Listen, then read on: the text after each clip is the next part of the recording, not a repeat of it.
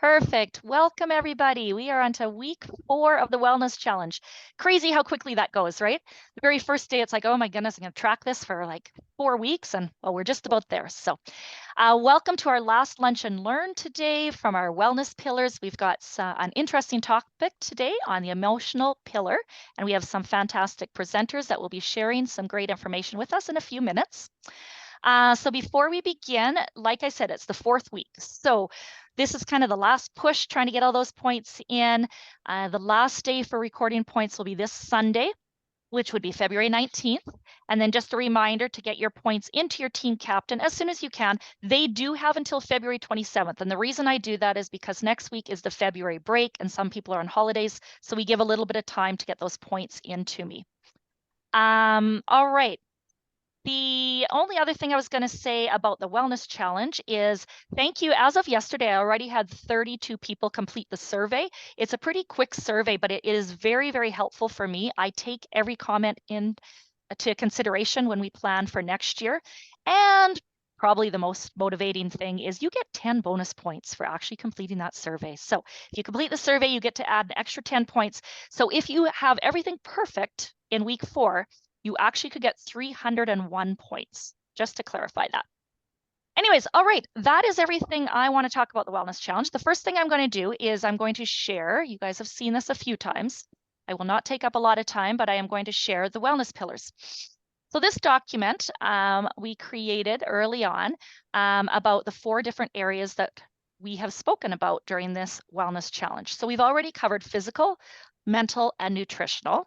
And today we are going to explore emotional. So at the very end of the document, there are a few questions, and I'm just going to read them out loud so that you can either have the document beside you while you listen to this and watch it, or you can just think about these questions. So emotional aspect is about expressing your feelings and having positive relationships with yourself and others. So number 1, in what condition is my emotional health? Do I have a positive self-esteem and a strong sense of self-worth? Am I able to express my feelings, and do I have someone I can confide in and trust? Am I maintaining healthy relationships? Examples with my life partner, family, relatives, friends, coworkers, or neighbors? Are there unhealthy relationships or activities that I need to avoid? And lastly, what positive things can I do to enhance my emotional well-being? And I really feel that we are going to get a few of those tools today. So we look forward to today's presentation. I'm going to stop sharing.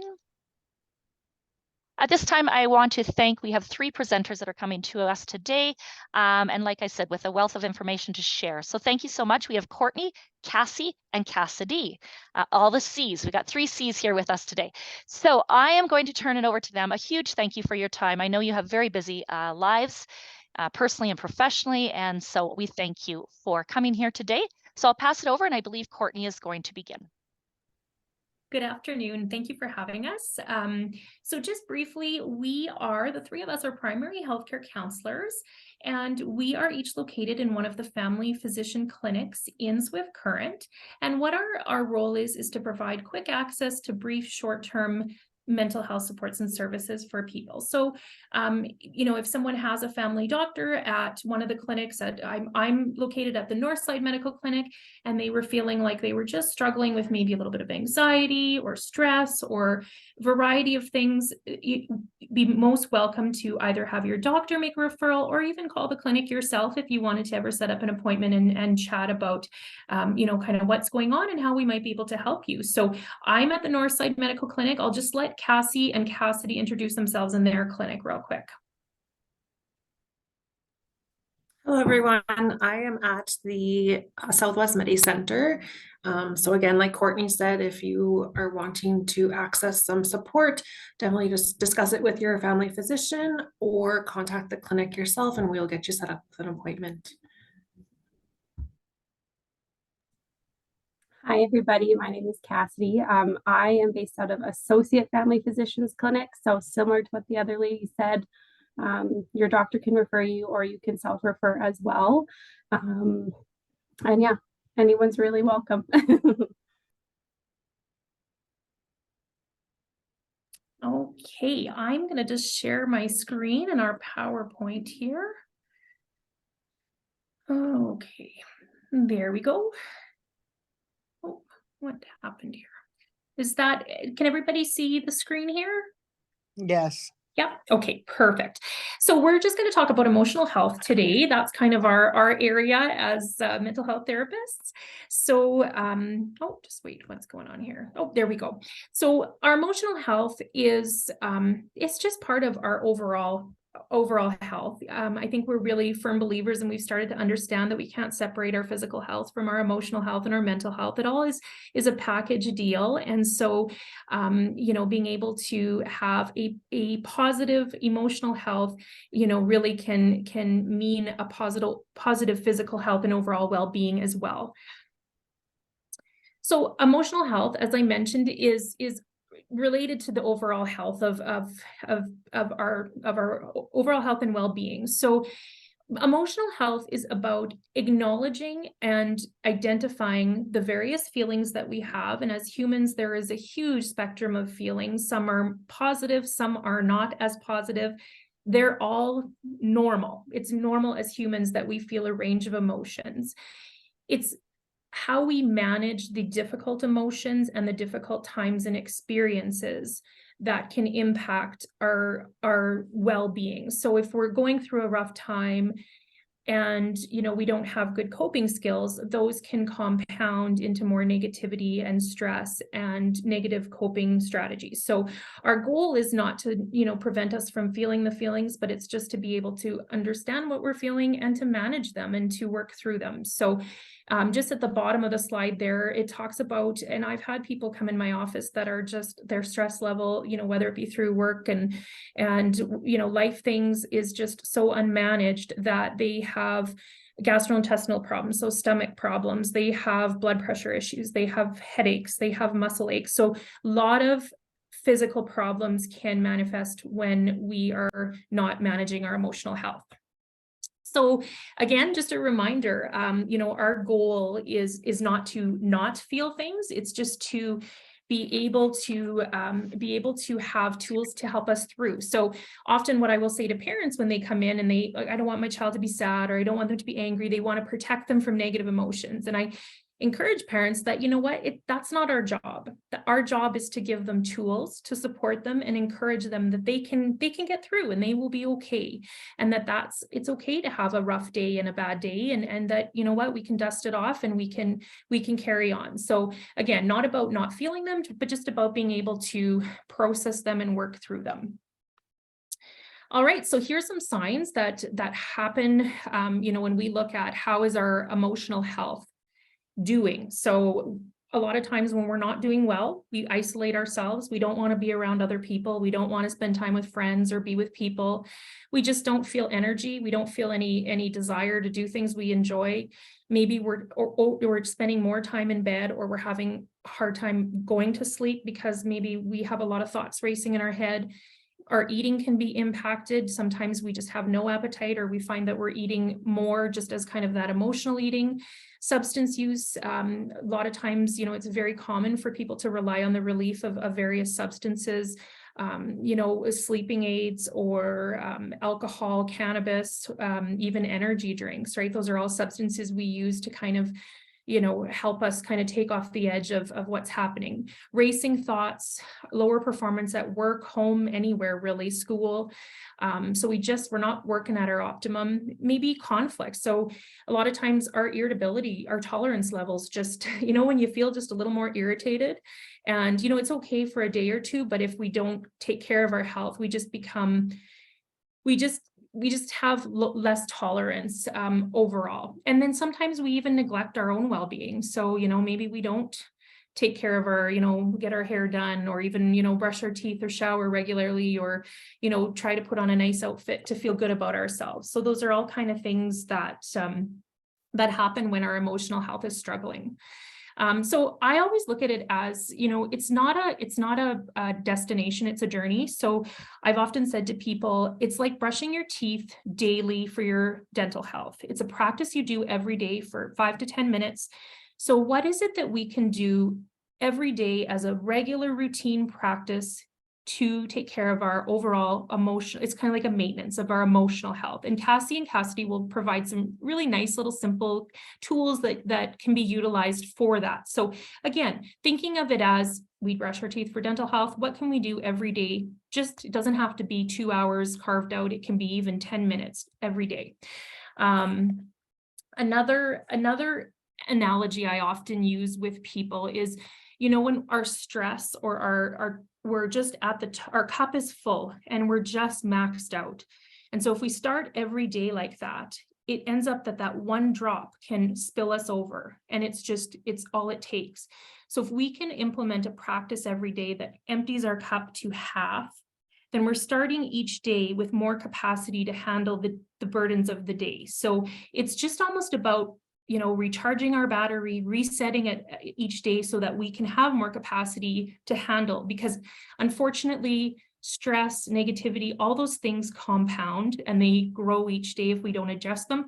But fortunately, the positives can also compound. So when we're doing positive things, we want to do more positive things and we feel better. And then by feeling better, it just kind of snowballs in a positive way. So again, it's a process, it's a practice, it's a thing that we want to incorporate in a daily, you know, we eat healthy, brush our teeth, so we want to do practice our mental health. So I'm just going to go through a couple of quick ways that we can, we can work on our emotional health, sorry. So living a balanced lifestyle. So that would be a lot of the things, it's kind of that foundation, and a lot of the presentations you already had in regards to nutrition, physical activity. We want to have, you know, get a good night's sleep each night.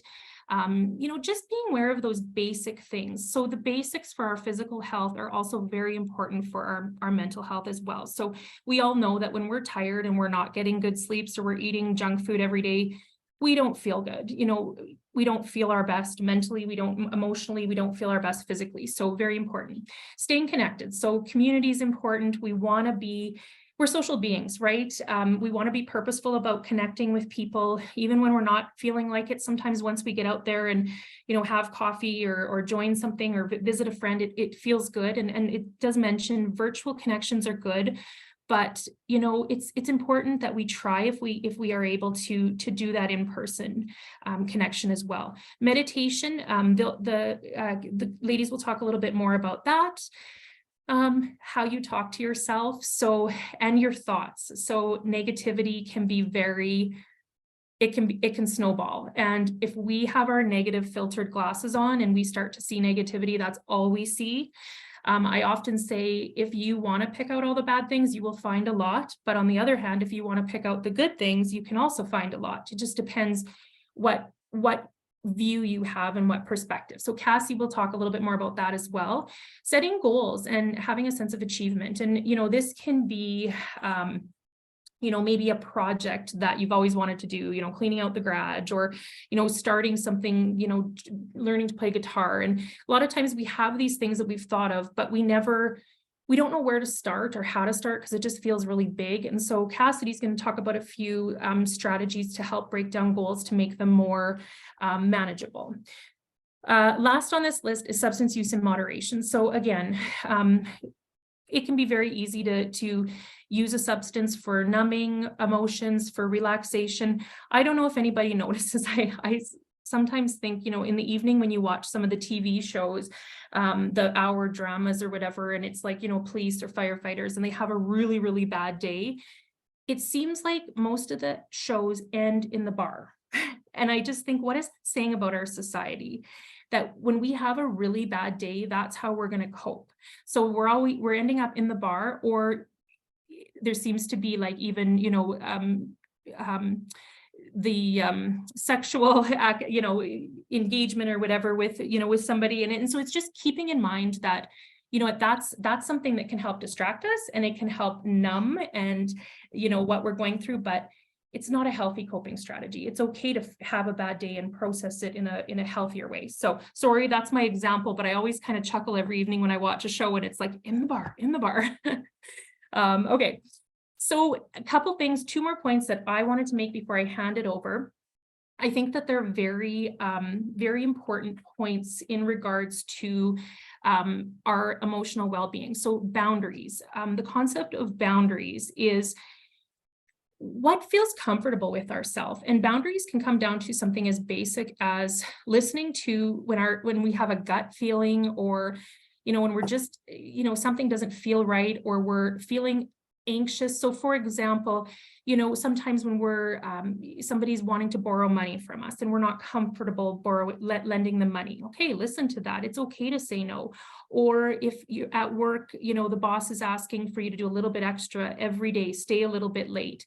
It's okay to have a boundary and say no, because people will want to push our boundaries and they'll want to, keep asking for more. Even taking care of other people's problems. Example, when you have a kiddo, say a 15-year-old, their job is to put their lunch in their backpack, they forget to do it.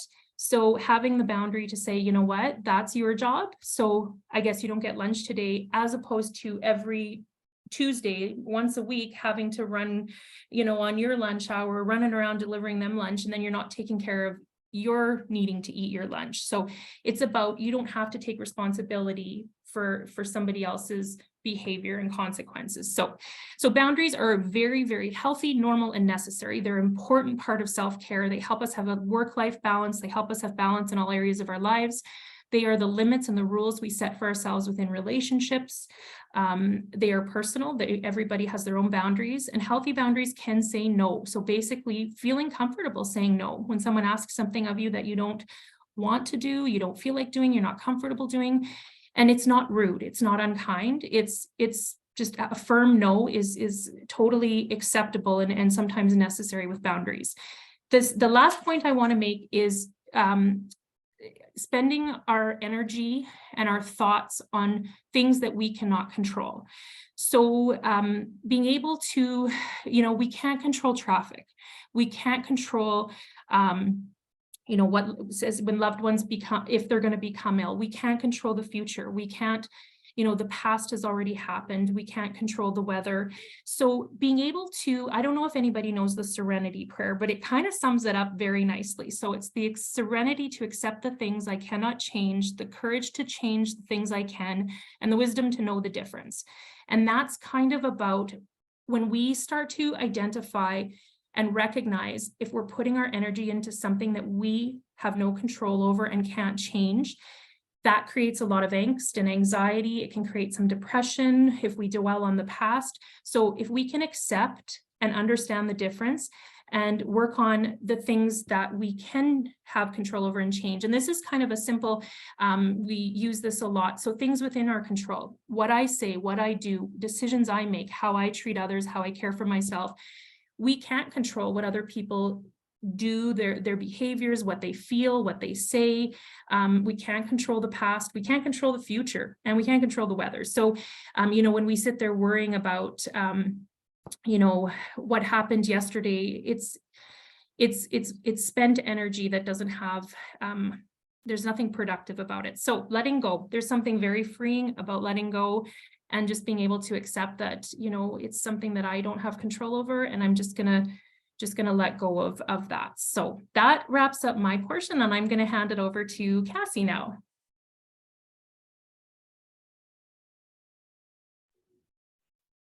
Okay, thanks, Courtney.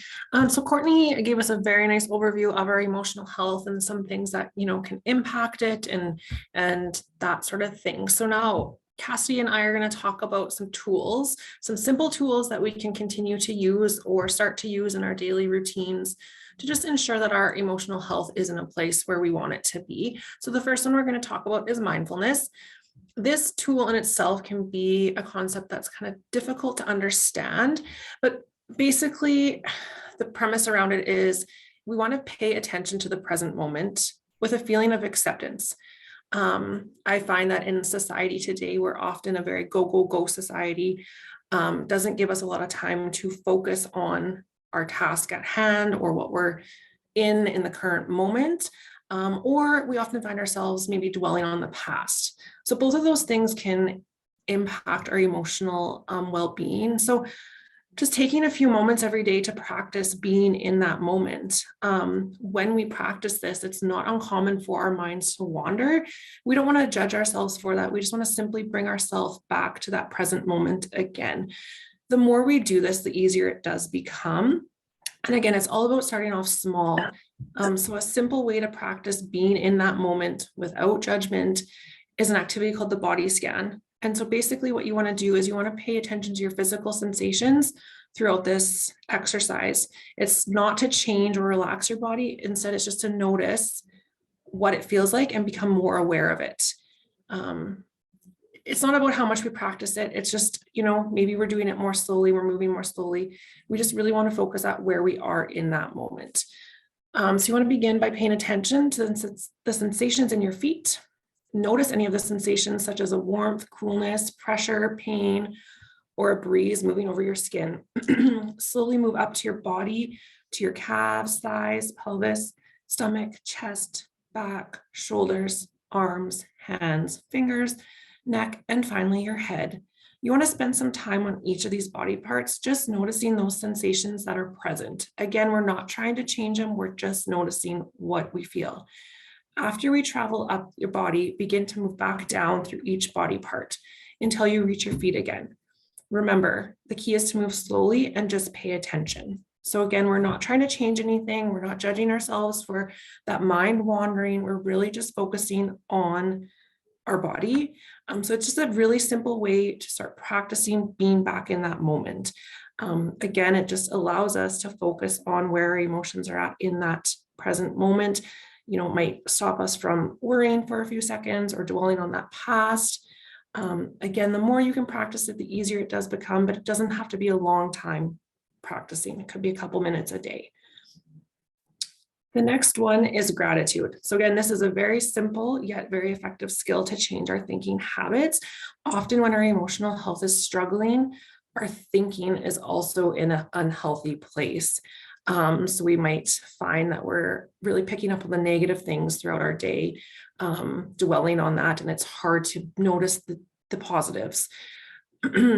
So something to do is just trying to picture or notice those positives that are happening and really purposely try to identify them.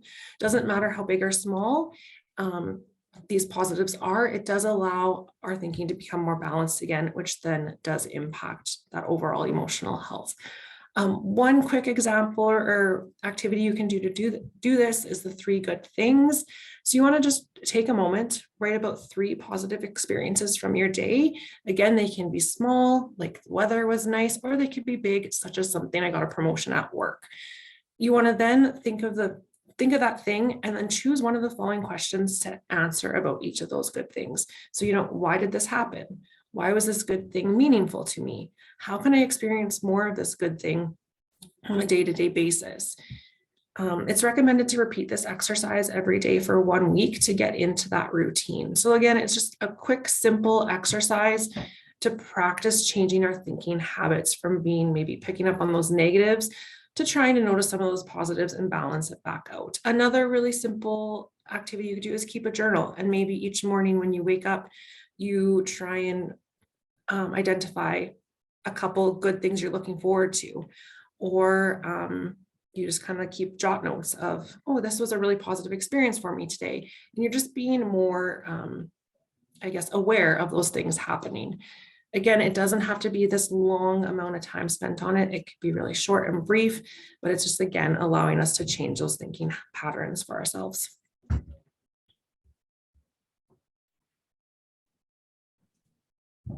Okay, so we are just going to talk about 2 more simple strategies that can help with our emotional health. Imagery could be seen as like a mindfulness strategy for sure, because it is trying to kind of like focus on more of like the present and change and distract ourselves. But imagery is such a good way to help us change the way that we feel. Just like the ladies have said, our thoughts change how we feel. So why not try to use a strategy that allows us to think about something that is the opposite of sad, something that makes you feel good, I often call this the happy place. I know growing up, you're told go to your happy place, but it actually is a really helpful strategy that can help us to cope with difficult emotions. So imagery is an activity where you can spend like 5 to 10 minutes on this. You want to think about what your happy place is. So examples I've had everywhere from, being in Disneyland where I don't find that relaxing, whereas other people do, or to being on a beach. It really doesn't matter. It's whatever kind of makes you feel comfortable. And all we're going to do is we're going to picture and think about what your 5 senses are going to be doing in that moment. This can become so visual and so in touch with your feelings just because we're remembering a moment that made us feel more positive. So, for someone who might choose a beach, when you think about what you see around you, there's tons of things you can already picture. The beach, you can see the water, you can see the trees, right? All of the people, there's tons of different things. We want to take in all of our surroundings. So you can close your eyes and really imagine if you're sitting on your lawn chair, what that would look like. Then you ask yourself what sounds you can hear. So do you hear the waves crashing? Do you hear the birds? People probably singing and dancing, I don't know, whatever you can picture. Then we go through, are we eating or drinking something? Are you having nachos, guacamole? Are you sitting in bed eating popcorn? What would be something that you really enjoy, that you can really taste? Then what can we feel? So what is the temperature like? Is it -30 outside or is it +30 outside? Think about how the air feels on your skin as well. Obviously, we all know if it's -30, it's cold and you can feel brisk on your cheeks. So that can be a really good thing to think about. And then also what you can smell. So are there strong scents? Is it very faint? What does the air smell like? And just take some time to really appreciate that. I've even had people, light candles while they're in that activity too. It allows you to really engage that smell as well. So I personally love imagery, and it's so cool to hear other people's perspectives on what you think is your happy place and how we can really get in touch with those feelings. And it can really just change your day from a really bad day to a really good day to remind yourself of those things. So that's what imagery is. And then lastly, we're just going to talk about SMART goals. So goal setting is something that I feel like everyone's aware of, but it can be really hard for us to become and find like very specific goals, not just like I'm going to become more physically active. That's a goal that I get all the time. It's very common. I think I say it myself, but we need to be more specific with that because it's not something that we can measure. If I say I'm going to be more physically active, that looks different for everybody. So the SMART goal is a really good acronym to try and help us figure out what a good goal might be. So it's specific. We want to set real numbers with real deadlines. We want it to be measurable. We want to make sure that we can track what kind of goal that we are setting for ourselves. We want to make sure it's attainable. So we want to work towards a goal that's challenging, but not, impossible for us. So we're not going to say I'm going to run a 5K when I've never ran in my life, right? That's not necessarily an attainable goal, where we might start with just, going for a 5-minute walk. We want it to be realistic. So again, being honest with ourselves so that we're able to set something that we know that we are capable of, and then also have a time limit for ourselves. So having that deadline. So instead of saying I'm going to be more physically active, we might say for the next 2 weeks on Monday, Wednesday, Friday, I'm going to walk after work at 5 o'clock for 15 minutes. For those 2 weeks, I'm going to listen to music while I do that. And then you reevaluate at that time. Did we succeed? Did we not? Was it too much of a goal? Can I add to it? That's kind of a basic summary of what a SMART goal is. But we all kind of use this strategy to encourage people to really have something to look forward to, which with all of the pillars you guys have learned about, SMART goals are huge and important in kind of everything from healthy eating to exercise to emotional health. and things like that. So that's that. And then I think our last slide is just our contact information about who we are, things like that, and where we are located. So yeah, does anybody have any questions?